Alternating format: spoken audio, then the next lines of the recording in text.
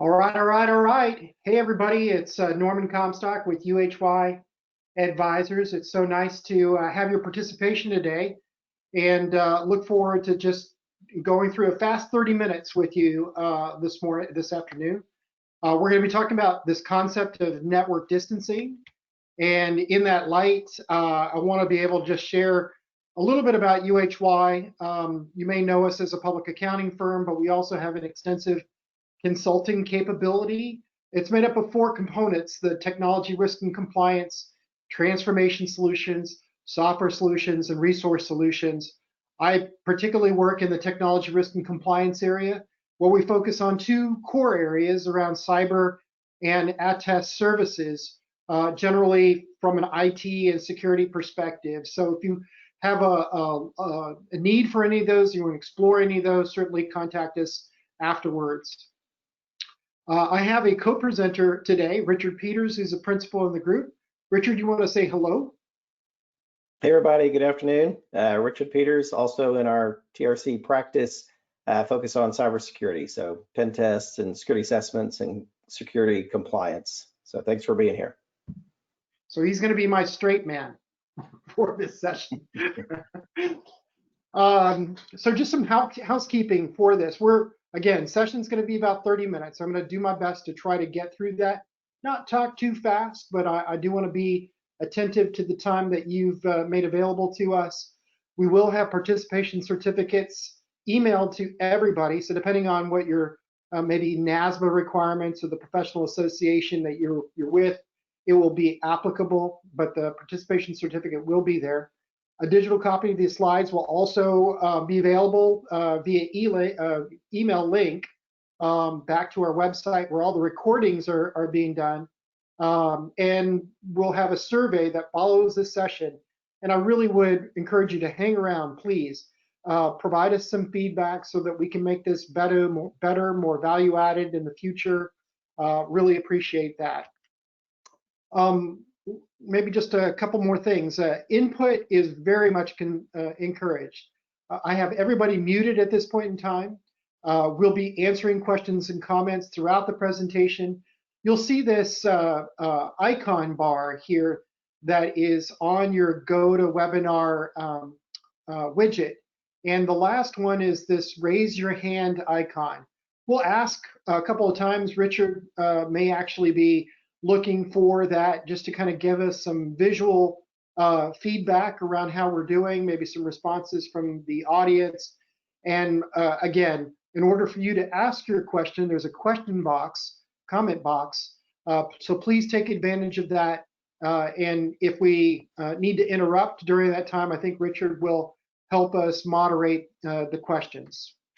Last thing I want to talk about is making sure that you stay tuned to an upcoming webinar this Thursday. And it's all about the pandemic economy, flattening the curve and the effects on the US economy. I'm sure every one of us is somewhat concerned, somewhat bewildered by how fast it's changed and, how strongly, the impact has been. So a registration link for that will be coming out in that email later today as well. So let's get into our webinar presentation and kind of tee this up in terms of our current situation. Presently, obviously, this pandemic has been rapidly changing our world. There is a wave of activity. Everybody's concerned about it. And one of the first things that we thought of as we started to digest that activity was, what does this mean to our customers, our customers and our employees? And it was this idea that we are suddenly remote. And so we wanted to be able to kind of address that. And it was the first of a series of webinars. This is the number 3 in that series. And so I've got that icon down at the bottom just as a visual reminder that if you missed that particular webinar, it is recorded and available on our website. So please check that out. Obviously, this pandemic has also created the largest remote workforce in history. Never before have we really had this test of our infrastructure. So let me just ask a question. I'm broadcasting from the Comstock broadcasting studios. That means I'm working from home. How many of you are actually working from home? I'll take a moment to get a little bit of a view of that.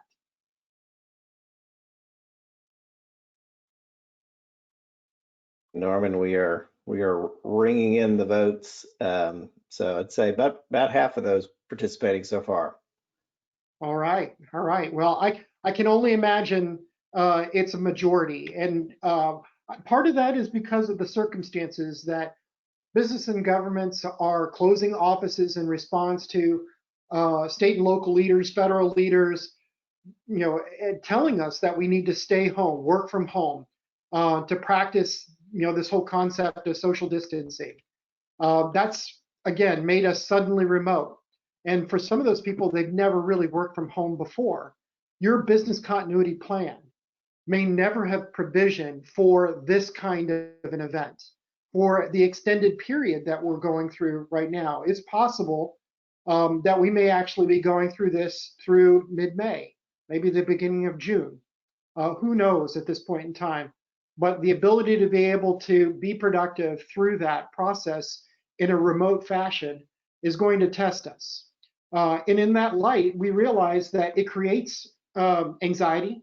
There's also tension, a sense of urgency amongst not only our employees, but also our customers. And for those who may have been impacted because of a furlough or whatnot, they're also concerned. But from a virtual teams perspective, we realized that there was an opportunity to be able to show how we've been able to go through and engage and manage virtual teams. So that was a session just this past week, Thursday. That recording is out there, and I highly recommend you look at that.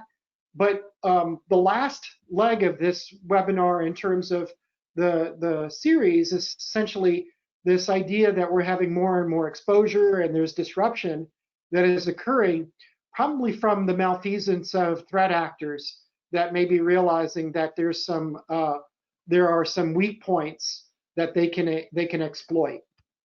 So that's what we're going to be talking about today, this whole context of network distancing. So that's in contrast to the idea about social distancing. We're being told to stay 6 feet apart. And we've probably seen a lot of things like this that our state and local leaders, federal leaders are telling us that we really need to avoid dense activities where we're maybe in larger groups, staying away from bars and restaurants, and basically, staying away from gyms and whatnot. If you're non-essential, they're asking you not to go to your office, for you to stay at home. And if you do need to venture out, which many of us do, just in order for us to be able to meet some basic needs, we've got to go to the grocery store, we have to go to the pharmacy. We may want to be able to have an opportunity to be able to check in on family or some friends, or even ride public transport to do it. We just need to exercise caution when we put ourselves into that particular risk level. And when we do it, we need to be safe. So going for a walk and jogging is all good, create that distance. And as you see down the line here, this whole idea about video calls and phone calls, there's this indication that we are using technology in order to be able to promote this social distancing. But then there's a whole cast of other things that go along with that really knock on this idea about network distancing. So when we're suddenly remote, some of us not ever having to experience that for extended period of time, how do we do network distancing? Well, I'll tell you, if we're going to avoid it's really hard, because if you're connected to the internet, it is inherently connected. We essentially have a connection with anybody else that we can establish a contact with, and whether that is protected in certain ways. The way that we use caution is for us to be able to work with our corporate IT security managed security services firms, and deploy those network firewalls, the antivirus, to patch our software, our operating systems, to maybe use multi-factor authentication particularly for those key applications, or maybe you're in Office 365 and you use that to be able to get into your webmail, or you're using VPN. So those are all great ways of being able to exercise caution and operate safely in a virtual world in practicing this network distancing. Is it enough? We still have to practice some safe practices. And so one of the key things that comes out of this is probably a great time, as it was relayed in our first webinar series, that we really need to focus on some of the human firewall enhancements, bolstering our cyber awareness training. We can take advantage of this time that we're all online, do that in bite-sized pieces so that we can get people acclimated to maybe some of the things that they haven't really had to do because they're having to manage their side of the firewall, so to speak. And we also need to heighten our incident response capability. So just because we're working virtually doesn't mean that incident response has gone away. It may actually be even tougher because some of those IT individuals may not be working from their offices either. They're doing it remotely as well. And so that communication with the human firewall of being able to see something, say something, is very, very important. Why is it important? Because there are so many threats that remote worker devices have to face. The FBI has received many reports about possible malware campaigns that are using coronavirus as the entry point. You have individuals who are taking advantage of COVID-19 because individuals working from home may be looking for some support, and somebody from Microsoft Support Services calls them, or somebody posing as Joe in IT, and you've never met Joe, you've never seen Joe, but they seem to know a lot about you, and they know that you're working from home, and they're asking you to deploy this remote desktop software so they can help with any future needs. Wow, that's a game changer. A lot of those reports that the FBI are getting are actually validated. Some very destructive malware that wipes computers. That's very destructive. It's rewriting master boot records such that it looks like everything is fine, but the next time you try to log into your machine, it doesn't boot up correctly.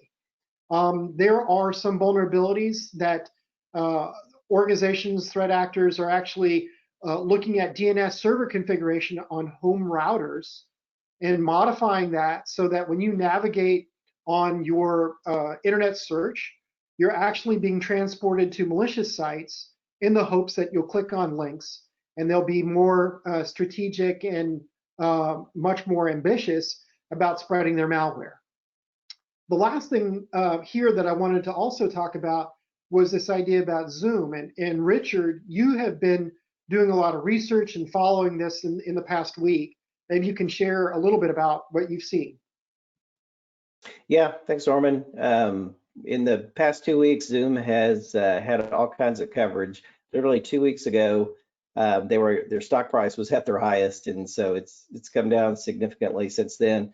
There's been at least 5 or 6 different kind of security-related news articles that have come out. We've been following those pretty close. I'll try to summarize maybe 4 of those. The first one I'd say is around privacy. For their iOS app, they use a software development kit that's provided by Facebook, and I think the intent is to make a single sign-on, so it's very easy for you to kind of log in and participate in a Zoom call. However, as with Facebook for a lot of things, they do snatch a lot of extra information that may be a privacy concern. So that was maybe not known to Zoom when they set that up, but they have since worked to correct that. The second thing, and I think a big one from the security community, is what I might call misleading marketing. They tout their service as end-to-end encrypted. And so when we hear that and we think about that, to us, that means from my video to you right now, it should be impossible for anyone to decrypt that or see that information in any capacity between us.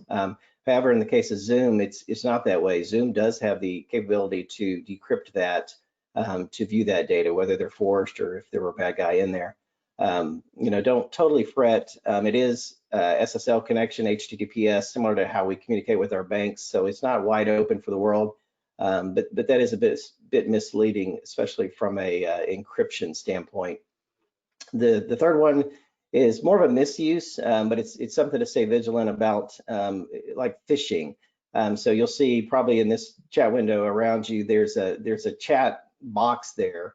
And Zoom had the ability where if I could entice you to click on a link that I might put in there, that's called a UNC path, but it's / computer name / some resource. If I could get you to click on that, and I'm remote to you, it may send me your hashed password. So it's not your clear text password, but it's a hashed version of it, which I may then be able to maybe not turn into your legitimate password. That's kind of a phishing attack using these platforms.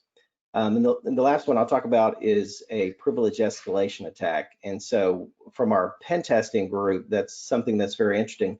It doesn't mean that, just using Zoom, you're going to get compromised.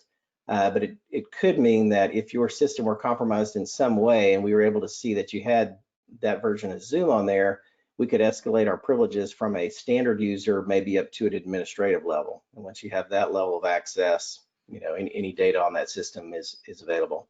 And as Norman has on here, Zoom's not malware. We're picking on Zoom here. They've had the most press, but GoToMeeting, Zoom, Skype, any of these, the bad guys know we are all using this right now. So they're going to be hyper vigilant on finding holes and problems with these.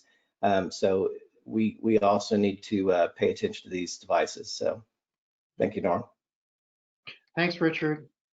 So just to, again, kind of a summary around those threats. We have a lot of individuals that are working remotely. They may not necessarily be prepared for this. They may be using remote desktop software either that was provided to them or was shared with them by somebody offering help. And they use those devices in combination with other things like voice over IP and video conferencing and other kind of cloud-based communications, perhaps to be able to take them offline, to eavesdrop, to leverage those devices for a botnet army, to do even nastier things. And at the end of the day, these home and office routers actually have, depending on who is providing it to you, your ISP, the age of it, may actually have some vulnerabilities.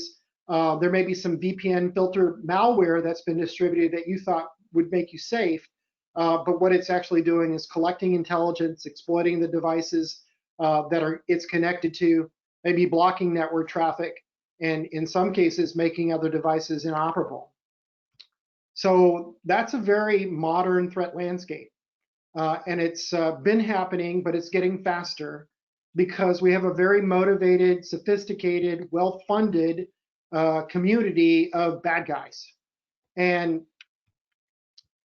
when I think about that, I mean, I'm working from home. I have the luxury of actually having a work computer. It's got a lot of protections on it, and I'm a security guy, so I can do a lot at my home. But for all of that, we're still susceptible. I mean, the malware is very clever. So I'm curious if there's anybody in the group that has had some experience in the last year with malware of some type, maybe ransomware. This could be in your business. It could be friends, family. It could be your business itself. Raise your hand for that. Hey, Norman, we've got a few hands raised here, so. Okay. Yeah, it's common. I don't think that you're in the dark with regard to the rest of the population. It's very, very frequent that these things are happening, and it's because one, we have an expanding attack surface, and that's a fancy way of saying more and more things are connected to the internet, so there are more choices to be able to expose vulnerabilities of those devices that can be taken advantage of. And the reason why they want to take advantage of them is because they realize if they find some interesting data, they can monetize that. There's an underground market, where they can actually share that with other bad actors on the dark web. that are willing to buy it, use it. And those threat actors are very well funded. They're motivated. This is how they get paid. This is a 9-to-5 job for them. And they're very creative and they're very sophisticated in the attacks. And so you may be aware of several of these particular points. Just realize that it's going up and up and up because there's this sense of urgency. People are looking for information and they may be coming through these different modes, not realizing that it's malicious. So with that, I want to be able to kind of take a stance in terms of just a reality check. We talked about all the good of technology. Yes, there are risks. Many of us think that this is what's happening, that we are given trusted devices, laptops, some infrastructure like a firewall, maybe a VPN software, and this is how we safely traverse the network to be able to do what we need to do. In reality, though, the challenge is not all of our hardware and software is configured the way that it needs to be, and so that presents vulnerabilities. It allows threat actors potentially to go around those firewalls, to actually maybe even go through the firewall with your credentials that they've harvested themselves, and in other cases be able to actually do other insidious things, because what they're really doing is just trying to wait and look around and collect information. What that really exposes is this idea that the protections that we have may not be working as intended, or they have unknown vulnerabilities that we haven't patched yet.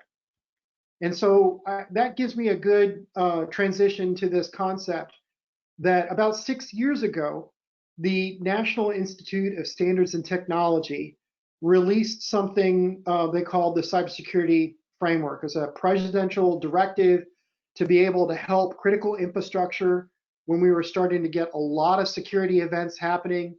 And they realized that, this was a challenge. Now, I don't want to educate you specifically on the framework, but what I want to do for operational terms is just describe this in layperson's example of what the 5 functions are. And the first one is this idea about identify. We all identify what's important to us in terms of data, maybe the devices where that data is, maybe the systems that data travels through. And in light of that, we know that we need to protect it. And we're going to spend a significant amount of time, energy, people, process, technology to be able to do it. And I've said this over and over again, sometimes it doesn't work as intended, and there are potentially unknown vulnerabilities that expose us. And the question is, how much have we done in terms of detecting? So that third function, detect, allows us to be able to identify maybe when a protection hasn't done what we expected and allow us to be able to respond to it accordingly. But in terms of detection, we really need to make sure that our investment is there. So the less effective detective technology may be antivirus. I certainly would not discourage anybody from having antivirus. It is first generation. It's improved a lot over the past 20 years. And at the same time, it's got one significant flaw, and that significant flaw is that it's signature based. Means that it has to have been known in order for this software to identify it and stop it, quarantine it. So if it's not adequately provisioned, we may end up having something else that is maybe a better use that is not signature based, like EDR, endpoint detection and response. The software in and of itself, again, is part of the solution. It's not the whole solution. It's the monitoring that goes with it. So if you're monitoring your EDR endpoints, let's say, during normal business operations, that's good. The rest of the time that you're not monitoring it, you actually have some exposure. And so is there a way for us to be able to be even more vigilant 24/7 to be able to make that happen? The reason why you want to do that is because you want to be able to speed up your response. Slow detection has a knock-on effect to response. and it can truly make your incident response capability slower, less adequate, or less efficient. And in order for us to be able to overcome that, we really need to think about that detection capability. Thinking about detection response really knocks on this idea about recovery. We want to compress the time to detect, the time to respond, so that we can increase our ability to be able to get back to normal operations and lower our overall exposure. So I'm going to pause here for a moment because I want to ready your attention. This might be a thing for you to take a snapshot of. Certainly the slides will be available, but this is the problem that I see happening, particularly in this suddenly remote world. When an employee's remote device or account is compromised and it's not being monitored, the longer that situation occurs, the threat actors are able to look around. They're able to see that device has got other protocols like Wi-Fi, Bluetooth, investigate what those things might be connected to, and that allows them to be able to move laterally in a network, and it's a very porous network. The threat must be contained quickly, but once that threat is contained, it means that incident responders have to have information in order to be able to aid their investigation process, because just as when we realize something bad has happened, we have to go through a triage process. And that triage process allows us to be able to understand, is this isolated? Are you the only one? How did it happen? How can we communicate that so that it doesn't occur again? So this cleanup, it helps us in the cleanup process. It helps us maybe close the door a little bit tighter so that threat actors can't re-enter, but it also helps us shore up some blind spots. And we believe in order to be able to address that problem, the answer is network distancing, complemented with rapid response.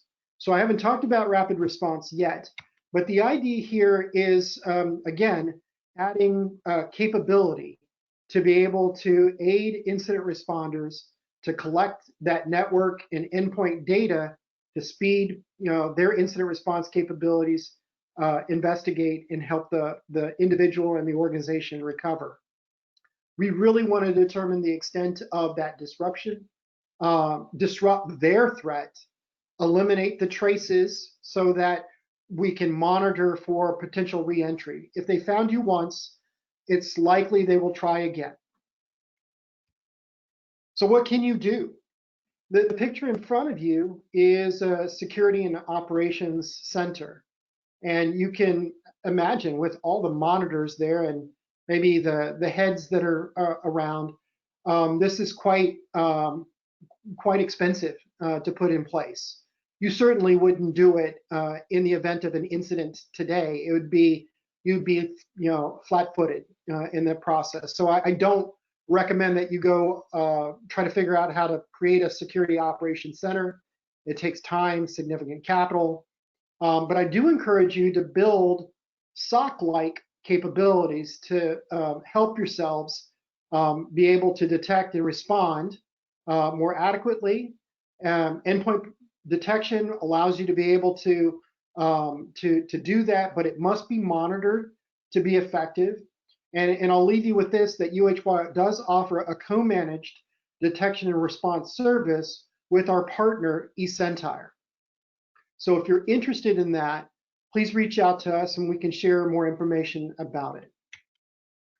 I also think that while that might be a good game plan, you really need to think about these network distancing steps, just like the traffic light protocol that the COVID-19 social distancing has said.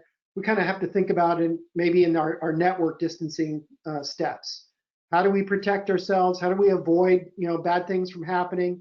We bolster that cybersecurity awareness training. We really work on having a virtual workforce management process. So take a look at both of those recorded webinars on our website for those areas. Also want to make certain that you have some capability of being able to monitor user accounts, because monitoring the user accounts may actually be a window in understanding some anomalous behavior. When someone doesn't normally log in, when there's a lot of traffic that's being created, when there's applications that are being touched that they don't normally use, those may actually be indicators of compromise. And the last point that I'd make there is ensuring backups are secure is very, very important, because the playbook for the bad actors is essentially to go seek and destroy any backups that you have. They do not want you to recover. They want to put time and distance in between you and them, so that they have the ability to roam around more. And they're going to do it as quietly as possible. So we need to be able to use caution, and that means maybe deploying some additional tools like EDR, like MDR, having a monitoring service in front of you to be able to set alerts for this data exfiltration that just doesn't seem normal, and perhaps also to monitor endpoints that may be leaving or rejoining your network, because there could potentially be an episode where it leaves your network, operates on a home network or some other network, and it's during that particular time that bad things happen, and it gets reintroduced to your network when you reestablish a connection. So what's safe to do? Certainly, we want to be able to take all of those protections and detections in place, but really take the alerts very seriously, so that incident response capability, it needs to be turned up to 10.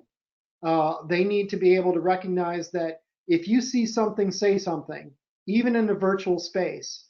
They need to take every one of those reports as a credible threat, investigate it very quickly, and if they have the ability to quarantine an endpoint, they need to do that process to be able to give us time to go study how do we get back to normal operations. And then afterwards, give you some instruction on maybe some of the things to do in terms of maybe updating firewalls, antivirus, patching an operating system, and whatnot. So I want to be able to share with you just two special things that we've done in this time. When we think about the network distancing, we've offered a diagnostic. It's $1,000. It's significantly reduced price than what we've normally done for our diagnostics. This allows us to be able to help you assess remote policies, the device inventory that might be at risk, what endpoint protections are in place, and allow us to be able to help you give you a roadmap for that. You can sign up for that through the survey at the end of this session, or follow up with us directly. And the second one is regarding this idea of the managed endpoint monitoring. For $500 a month, that covers 25 employees. And as well, you can follow up on the survey to explore that, or follow up with us directly. So I'm going to pause there and ask if there's any questions. Hey, Norman, we do have one question for you. Do I need EDR software for mobile phones and or iPads? Great question. I would encourage it if it's possible. My caveat would be that there are some EDR software providers that have that capability and others that don't. So you'll want to make certain that you ask that question. Thanks, Norman. That's all we got. Okay.